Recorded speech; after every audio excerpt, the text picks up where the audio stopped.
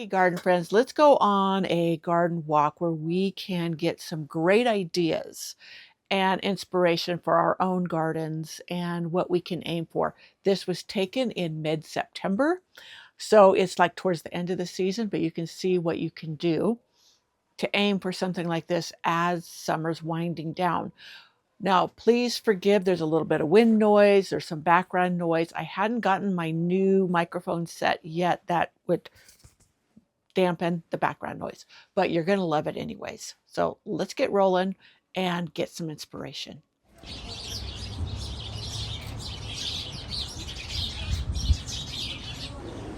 I'm here at Filoli. This is mid-September, and these pots, those are begonias. Just regular old begonias, but look how they have a mass planted in front of the boxwoods. So this is really neat. And then you look up, and then they have the pots by the doorway. I love mass plantings of things. And there with the boxwoods. They have different flowers every time. Oh, they have some white ones mixed in here with this one. But it shows you how a simple planting can just be so elegant and beautiful. I'm sure we have to try some of this geranium with the variegated foliage. I really like that. The foliage itself makes a pop of color along with the beautiful flowers. And look at the dainty little flowers on this one. Isn't that gorgeous? This is a scented geranium. I can't recognize the scent, but it is a scented one. Look at this beautiful blue ground cover. I don't know what it is, so if anybody of you know, let me get down close so you can see it. Please let me know. I wonder if it would be hardy at my house. So look at these phlox. I've never seen them shorter like this. These are not, well, barely a foot tall. So I'm gonna have to look for garden phlox that are more petite. But they have them in the purple, the white, and the red here. Back there is some regular New impatiens or just impatiens. This is that lion's tail or mane. Is it tail? I'll have to look it up, but I tried one of these and it didn't make it over winter, but I sure would like to try it again. Isn't that cool? I always love these borders. They're different every time. I may have mentioned that already, but here, the impatiens in here are just gorgeous. And I think that vine up there is plumbago. I'm not successful with it, or at least the ones I've tried, but I think it's such a pretty backdrop. And if I'm wrong about that, then please let me know. And then more over here.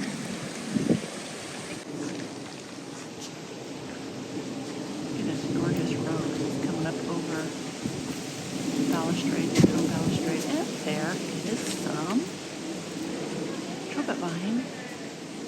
They have it trained up over the cement there. Ornate cement. That is a courtyard up there that comes off of the house. The breeze is wonderful. It's only 71 degrees, but in direct sun, it's pretty warm. Look at all these gorgeous zinnias. I love the color scheme. The fuchsia and then a white together and just masses of it. Of course, I love the boxwood too.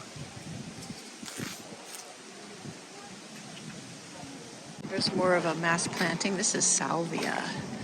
But you see how it has a whole bed of it. If you have room, this is a stunning way to display flowers. And the boxwoods. I do have a love of boxwoods. I'm trying some. I know they are maintenance, but they're only hard or a lot of maintenance if you're stuck on being super neat and tidy, and I'm not.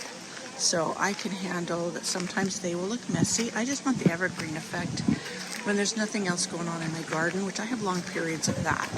So look at this bed is all the impatiens. Look like some of them got a little zapped from something. They may have had some cool nights that they don't like. But here's some more going up. Each bed has something different. And there's a wedding party in the background if you hear voices. this place is very popular for weddings and parties and stuff. So we usually have to contend with that if we're here on the weekend. So, but that's okay. Wouldn't it be gorgeous to have some kind of event here? Something neat, a bed within a bed. These are not impatiens, I'm sorry. These are begonias again. But I like the way they're accented with the double boxwoods. So here are the rose gardens. I was wondering how much would be in bloom, and it looks like quite a bit. So I intend to take a good look at some of them in the visit to Hearst Castle, which I don't know if I'm even going to post. My footage turned out kind of crummy, but the tree roses really impressed me, and I'm thinking of adding more, even though I will have a challenge with the heavy snows we get. But they just were so pretty, and I think it'd be great in the rose alley, my rose garden alongside the side of my house. And look over here, they have the asters. It is mid-September, so it's time for the asters. Over here, that's the lavender. And here you go, evening primrose, I do believe, Mexican primrose. I'll have to look that one up to see which one it is. But these can become quite aggressive, but they're still pretty. This is Tropicana. I had this one when I lived in the valley. It was always that coral color is just so gorgeous. I'll look up over. Some of them have already gotten a hard trim back.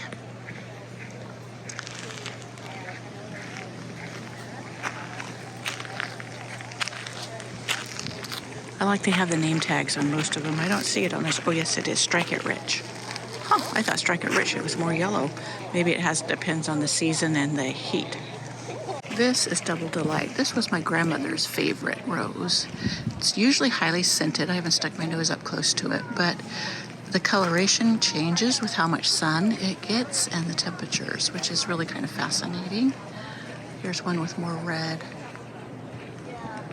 Across a couple secrets here, and I keep being drawn to it, so I might need to consider getting one, unless it's a hybrid tea. Hybrid teas don't do well for me. Oh, yep, it's a hybrid tea, so I will just have to enjoy it elsewhere. Beautiful. This is one that I've wanted for a long time, and I still haven't gotten it yet. And this is Sally Holmes. What I love is it's like a whole bouquet on one stem.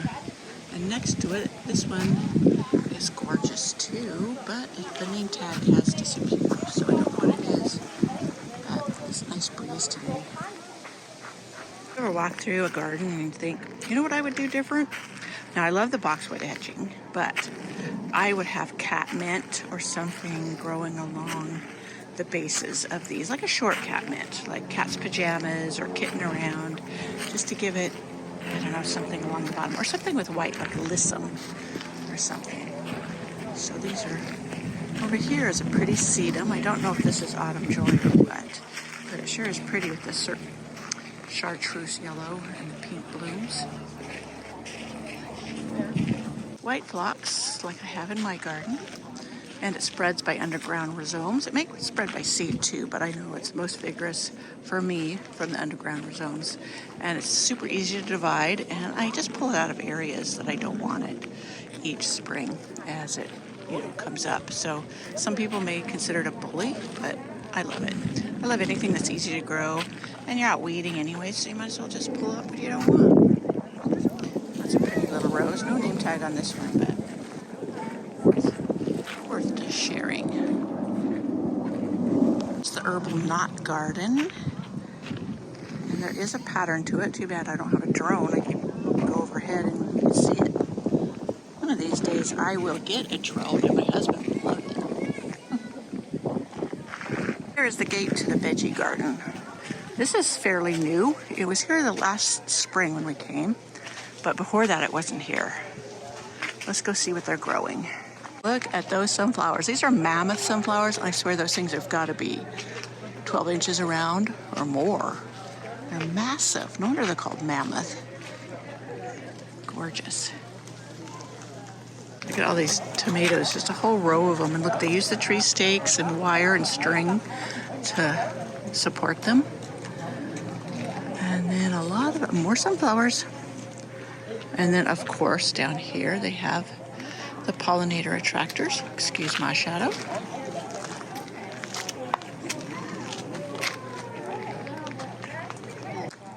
Here you look at a whole row of elephant ears, but this is also taro. So they may be using it for an edible rather than an ornamental. And look, a whole row of buckwheat, which I grow this to improve my soil. They may be doing that, or maybe they're going to harvest the buckwheat itself. I don't know. And then, oh, I see some melons down there. Oh, and grapevines over here. Grapevines make kind of a great little shade. I should look at planting some along my back fence. I think it makes a nice privacy fence. I was thinking of putting my thornless blackberry, which is still an option, and maybe a marionberry. I got a shop for that marionberry. I missed it the last time they'd sold out. So, and sweet potatoes. Sweet potatoes down here with the melons. And there's the dark ones. This is at the end of the raised bed, which it's over 3 feet. It's 3 feet tall, but look, there's zucchini. The squirrels have been getting in here, and or birds. And they really pecked on it or chewed on it. I think it's kind of cool. Last time they were filling this with compost, so they must have been making a hotbed with it. The pumpkin patch. That was winter squash. You can see when it backed up, you can see all the plants. And back there is an orange pumpkin. It's kind of neat. Sometimes I would really like a large garden, and other times I think, ooh, what a lot of work. It would be fun though. There's strawberries in here. You see the protection they made? They made a little hoop, and they've got small chicken wire over it. I'm sure that protects it from the birds and from other animals. And this is where they have their berries and stuff, so it protects them from the birds. The same small, this is very small chicken wire. So I would have to find that. I haven't seen that around available at that like Tractor Supply or anything, but I'm sure it is. And here, I'll turn around so you can see their little greenhouses. So it says this is where they start their seeds. It's got the fans going. It's probably pretty hot in there. But that's where they start them all. And out here they have where they place stuff in the interim. Look at, they've got some delphinium started. So this is pretty. I need to get some more seeds, order them from New Zealand, the ones I really like from Dowdswell Delphiniums. And this is a yew hedge. Yews don't do well for me, at least I haven't yet. They have a lot of their cut flowers. This protects them from, there's deer around here, etc. And you can go in there. I may go in there in a little bit, but look at the corkscrew vine up there. I've tried this and it's really pretty. It just takes a long time for it to flower for me.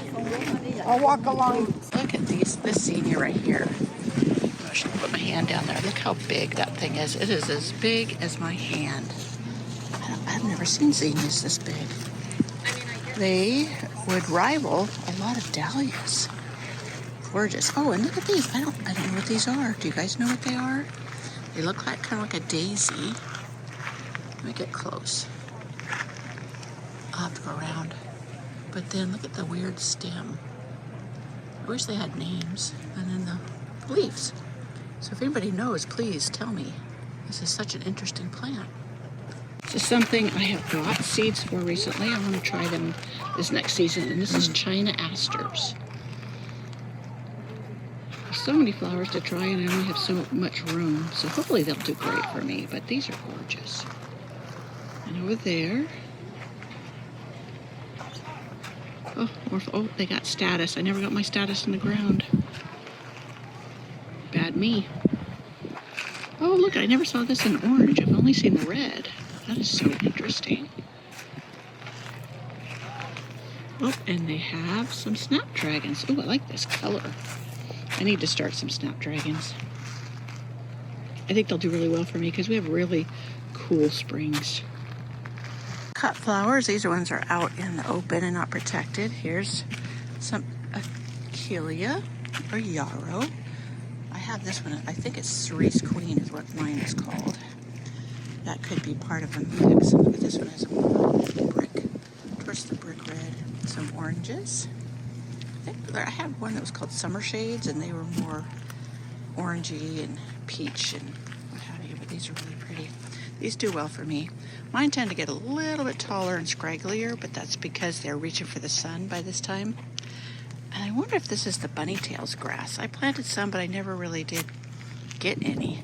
Some people say they're a little aggressive, but they haven't even grown for me. Oh, over here's some gomphrena. I want to do more gomphrena next year, but I want to focus on the bright pink. More zinnias. Now these are, looks like the Queenie Lime series, and they just, so many people love them, and you know what? They just don't do it for me at all. I prefer the more clear colors, clear bright colors, but everybody has their tastes. Wouldn't you love to have a cutting garden like this? Well, I would. I just don't have the space. But I'm content. I make myself content with what I have, and then I have places like this I can go to and dream. Look at the cosmos coming up. It's beautiful. One thing about going to these types of gardens is you get so many ideas. Now, this is Alstroemeria, and mine has never gotten this tall. Look at those. Mine are more short and shrubby, but it's probably my climate. And look, this must be like the double click or something, double cosmos. There's several now that are doubles. The bees are going crazy over this. Lots of seeds starting or developing. Wouldn't it be fun to go through and collect seeds? Oh, I've tried this one. I can't remember the name of the mix, but it's really pretty. I love how they sway in the wind. You ever seen naked ladies this color? I've only seen the lighter pink ones. Isn't that gorgeous? I'll have to look. I know the botanical name of these, but I can't think of it at the moment. Oh, and this one's white and pink. Nerines? Are they nerines? I can't remember. I hate it when my brain goes. Wow, these look like, what are these? I was going to say peonies, but I don't think so. Maybe they are. Yeah, they're peonies. I wonder if this long ones are the chinchillies. I thought they were fluffier, but maybe it's just a different mix. Sorry for my shadow. Those Hydrangeas are beautiful. And there's these. They look like a type of marigold. Last time I was here in the fall, the marigolds were massive and full of orange heads. Oh, the bindweed's taken over in here, but here's some. This looks like, oh, this is, I thought it was status, but it's not. This is a sedum. Look at that color.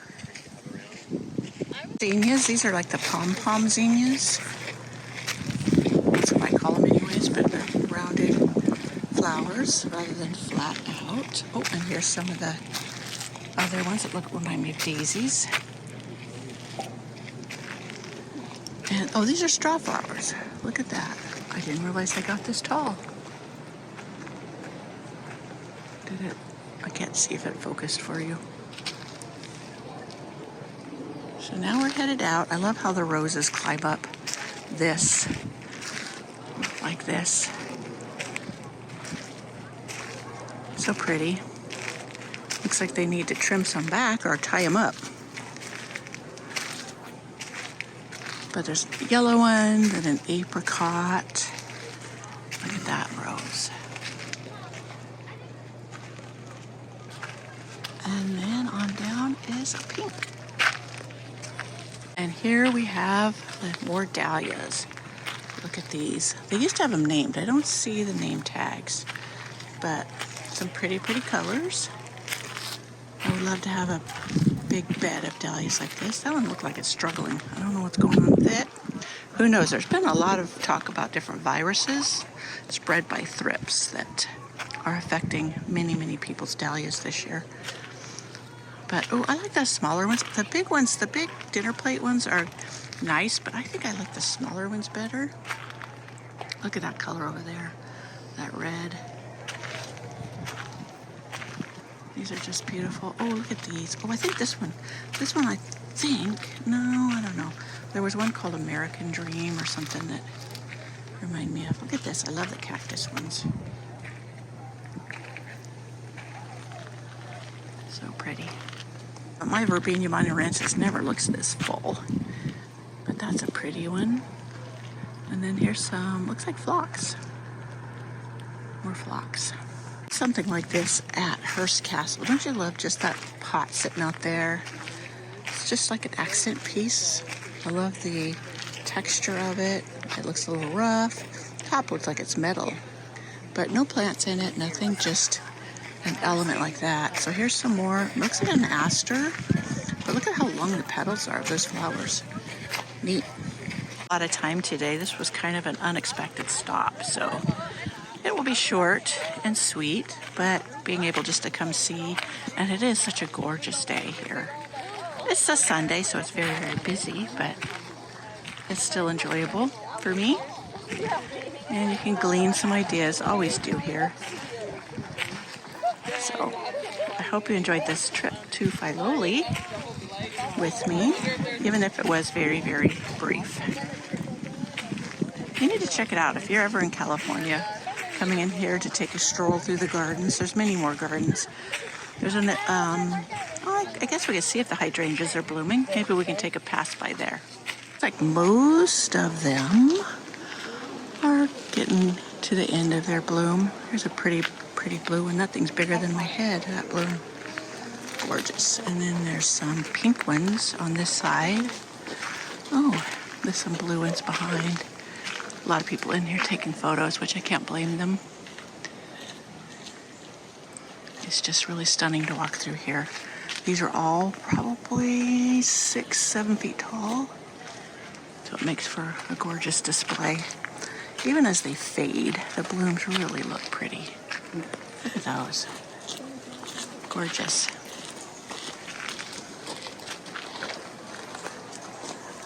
Sorry to have missed it, but you see these handmade obelisks? They had a class on it, and I missed out on it. I would have loved to do it so that I could make my own. It looks like it's a white Hydrangeas growing up this way. Look at this salvia. Isn't that gorgeous? It's taller than my husband, who's 6 foot. It's just beautiful. I like how, you know, that boxwoods just dress it up so much. Oh, here's some catmint. I'm wondering why they don't have it in amongst the roses. Beautiful. More of the salvia. I think it's Amistad, isn't it? That's what it looks like. Okay, flower friends, that is our short trip to Filoli today, here in the middle of September. You can hear the noise from the wedding party. But I wanted to bring you along for this visit to give you a glimpse of what you could see in mid-September at Filoli.